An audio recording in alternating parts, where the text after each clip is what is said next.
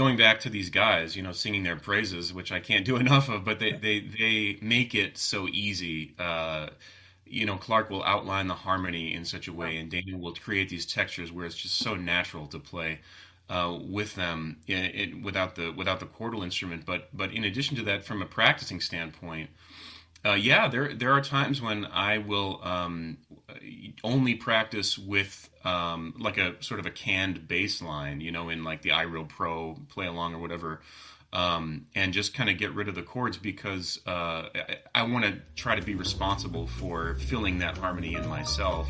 And it is something that you have to practice and you have to definitely be aware of. And then there are times when those chords are absolutely necessary. I mean, it depends on the tune, I think.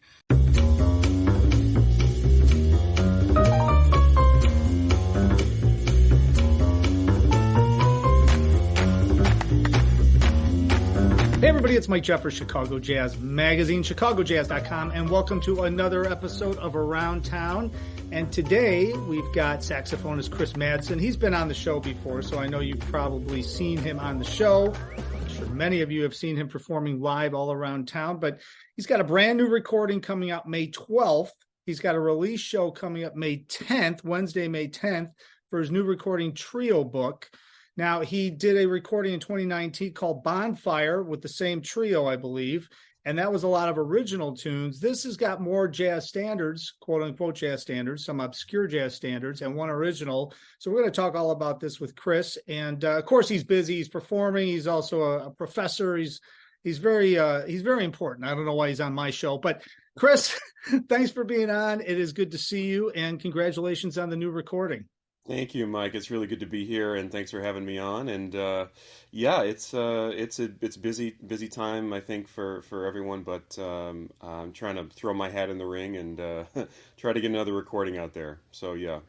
Well, talk about this because, okay, the first one, Bonfire, which was in 2019, that had Dana Hall and Clark Sommers and you, right? Or was there anybody else on that one? There was Stu Mindeman, great That's right. pianist, Stu Mindeman. So it was a quartet. And yeah, it was. You're right. It was all original music. It had been a long time since I had put out an album of originals. And I thought it was time, and it was, and it was a lot of fun to do that. And those guys, you couldn't ask for a better rhythm section. They're just amazing, of course. And this time I wanted to just explore the chordless thing. I've sort of dabbled in the chordless thing over the years with different incarnations, different instrumentations, and things like that. But I'd never really recorded an official album of it, and also. There was a series of social media things I did sort of pre-pandemic. Right. There were some duets that I did with Clark, and then some trio things that I did with Clark and Dana. So we thought we'd just make it official, and do an actual album. And yeah, I'm really happy with how it came out. So talk a little bit about this because I recognize a lot of the tunes. I mean, you can go down the list of tunes. But a lot of those tunes you hear like Chick Corea playing, or you hear Wes Montgomery, West Coast Blues is on there. I wouldn't think that a saxophonist, upright bass, and drums would be playing West Coast Blues, but it's really interesting how that works. And the other thing that's really interesting is how much space is allowed now. Because I'm just used to hearing it with keys or guitar or something like that. Man, there's a lot of space, which allows you guys to lay a lot of textures in. And really what I listened to this recording, I heard, obviously you guys are doing a lot of interaction when you're playing in general, but there's even more on this because there's just so much more room without that chordal instrument on there. Right. How did you pick the repertoire for this recording? Because that had to be something that you had to really kind of rack your brain about and say, what really would inspire me to play these tunes too, right? So yeah, the idea behind picking this repertoire was, basically I had to love the tunes, which I do. All the tunes are by different composers, and they're all sort of from that classic jazz period of the 1960s, and a lot of them are from the Blue Note era and label, which I was kind of weaned on.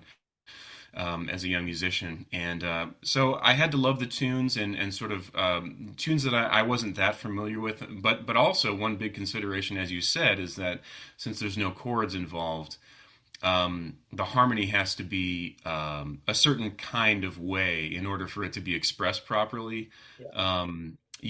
By just the counterpoint between the bass and myself on saxophone. And so there was one tune, actually, the sort of the oddest tune that I chose is a Omar Hakim tune called Amethyst Secrets. And of course, Oh, I didn't Omar, recognize that tune, but then I heard it and I recognized it, but I could not remember whose tune that was. Okay. yeah, it's an Omar Hakim tune, and I found it just scouring YouTube for great concerts, and I saw this concert from like 1991 with Wayne and Herbie and Stanley Clark and Omar, and they played this tune, and I couldn't get it out of my head. And I figured out what it was, and that it had been recorded previously by Omar on one of his records. And so I transcribed it and did some arranging. And Clark is doing some double stops and some different register things. And yeah, so it's a harmonic consideration, of course, like orchestrational consideration. But really, I just have to love the tunes, and all these tunes are outstanding. The Wes Montgomery tune you mentioned, Wes. Um, it's Dana actually did a very interesting kind of drum and bass kind of groove over it, and he did that on a live gig once when we just somebody called the tune, and Dana started going into this groove, and it was just like, wow, that's such a unique take on this tune, and we figured we gotta put this down and get this recorded. So yeah, there was just part of the repertoire choosing process was just it's almost it's almost as fun as the actual music making because you're sort of trying to formulate what's going to work and it's just a lot of fun. Like Eider Down, right? So, I mean, I've heard Chick play that. I heard a lot of different people play it, but Chick specifically, I was listening to it, I don't know, a couple of weeks ago, actually. It came up on something. Yeah. But your take on that, and it made me think because, when I remember back in the day, right? And you're at a jam session and somebody calls some tune and it's like, okay. And it's kind of a weird instrumentation up there because you kind of get a pick of the litter of who's going to be up there playing. And like a tune like that, all of a sudden you hear the melody and you just get inspired to do different things on it if there isn't a piano or if there isn't a guitar or something like that. And it just opens it up. The way you guys did that tune was different than the way I had heard it. But then when the melody came in and I heard you working her through the melody and through the chord changes and stuff and the way it built, it all worked. But there was so much more space involved in that tune. Right. Without the chordal instrument. I mean, that's the thing that kind of shocked me, but it worked, Well, I'm glad you think it worked. I appreciate that. I mean, we thought it worked too. And it was the Eider Down was it was just kind of an instant arrangement. It was like, hey, I'm just going to start this on my own and you guys join in.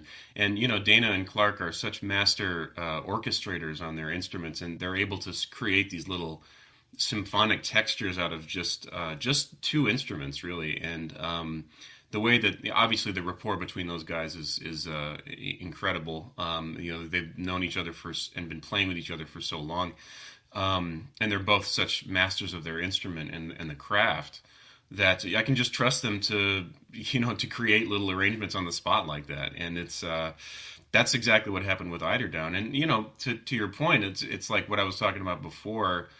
Choosing that tune, I knew that there was enough counterpoint between the chords or the bass note and then my melody note in the melody that it would come off okay, and that was one of the reasons why I chose that tune.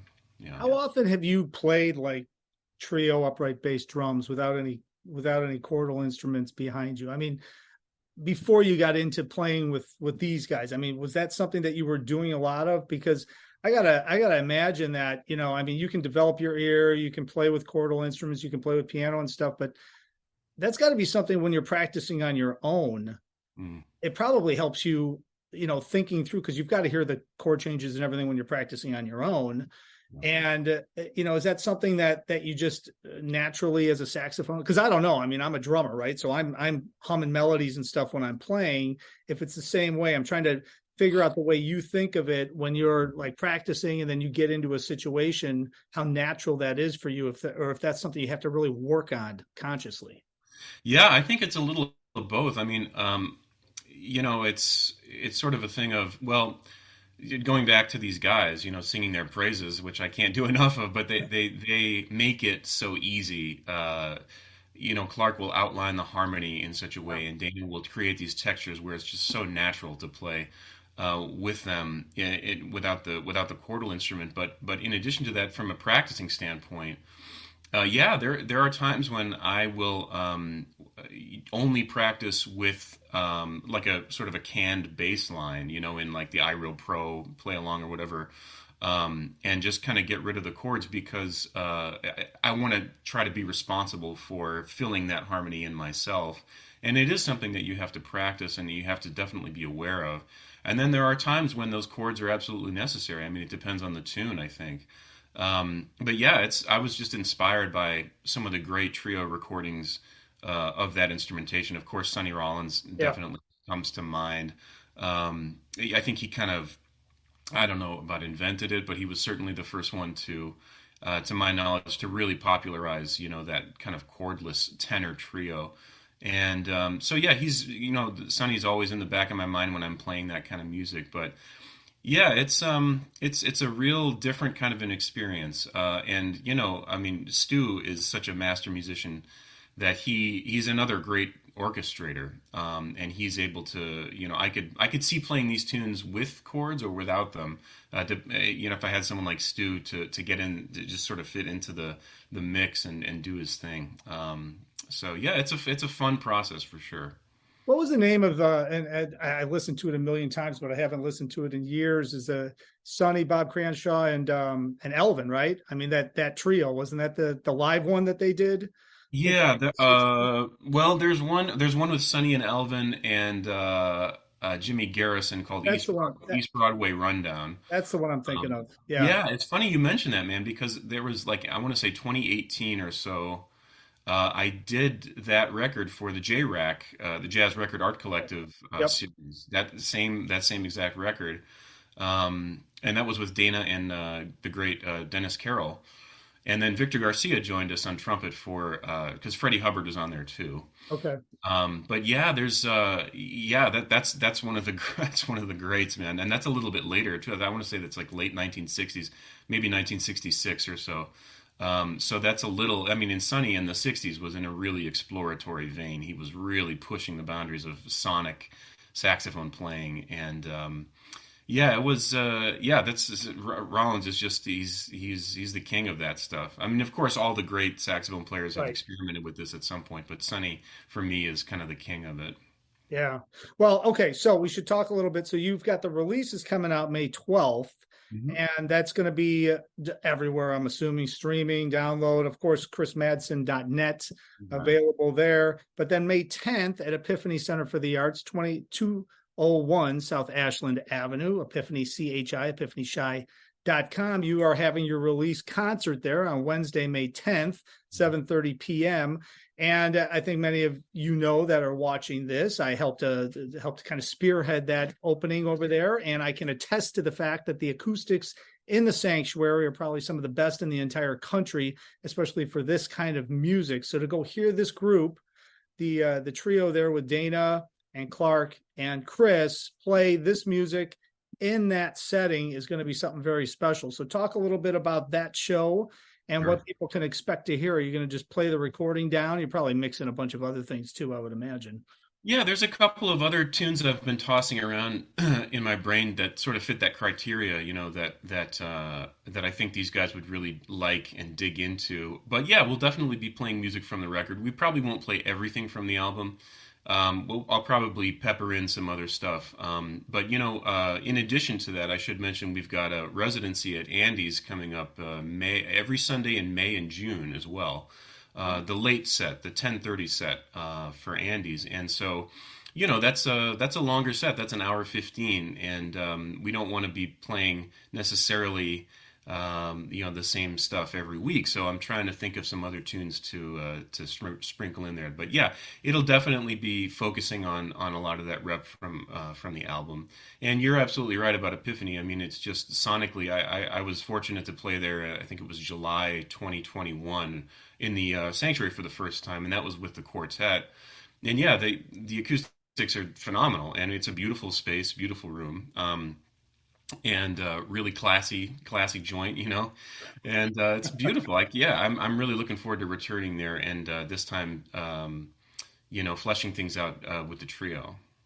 All right, so we should send everybody over one more time, chrismadsen.net. Of course, you can get all the information on all the shows he has coming up. This is very cool about the Andes thing, too. They're doing a great job over there. And just for the people that are watching this, it's usually from 6 to 9:30 is the first group. And then Chris is playing the late set, 10:30 to 11:45-ish.